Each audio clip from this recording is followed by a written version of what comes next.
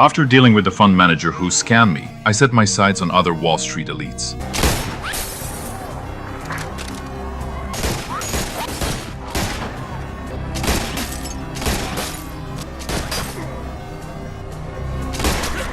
These so-called elites had swindled all my savings, ultimately destroying my family and leaving me with nothing. I used to be a retired Special Forces soldier with a beloved wife. I thought life would continue happily this way, but my wife was diagnosed with cancer. The doctor told me that for a complete cure, she'd need regular injections of an expensive medication. I agreed to the treatment without hesitation, but when it came time to pay, I was told that the medical insurance we'd just paid for had already reached its reimbursement limit. When I got home, I immediately contacted the insurance company to inquire about the situation, but they refused reimbursement for various reasons. Facing the enormous treatment costs, I was under tremendous pressure. My wife felt very guilty when she found out. I told her I still had $100,000 in veterans compensation, and I'd invested it all in guaranteed fund products a few years ago. A few days later, I met with my fund broker. But as soon as we met, he delivered devastating news. My fund had lost everything due to the loan crisis. Not a penny left. I was furious and demanded he immediately return all my principal, but he calmly told me otherwise. Look, I understand.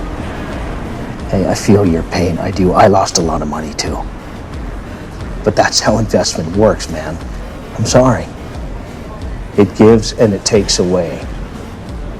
However, this nightmare was far from over. Soon after, I received a letter from it. It turned out that the previous investment hadn't just wiped me out. I now owed the bank $60,000. In desperation, I found a lawyer who specialized in financial fraud. He said that as long as I hired him, he could completely solve my problem. But the condition was that I had to pay him $10,000 in attorney fees up front. My savings were nearly depleted, but fortunately my friend Connor extended a helping hand. But after I gave him the money, I didn't get a satisfactory solution. He told me that if I wanted the $60,000 debt forgiven, I couldn't claim my principal back. But if I wanted to continue pursuing the $100,000, I'd have to pay interest-based compensation for years, and recovering the principal would be a slow process. I couldn't decide right away and decided to consult the prosecutor for advice. But when I arrived at the prosecutor's office, his secretary refused the meeting.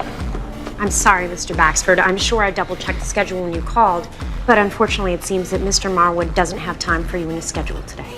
I called 3 times. I'm sorry. I can leave him a message if you'd like. Myra, coffee, Marwood. please. Mr. I'm Marwood. sorry, Mr. Baxford. I need to speak to you. Mr. Marwood I'm is Jim Baxford. I extremely busy. Please, I'm gonna have to ask you to leave. I need to speak to him. Don't make me have to call security. I am security, you fucking bitch. Get your fucking hands off me.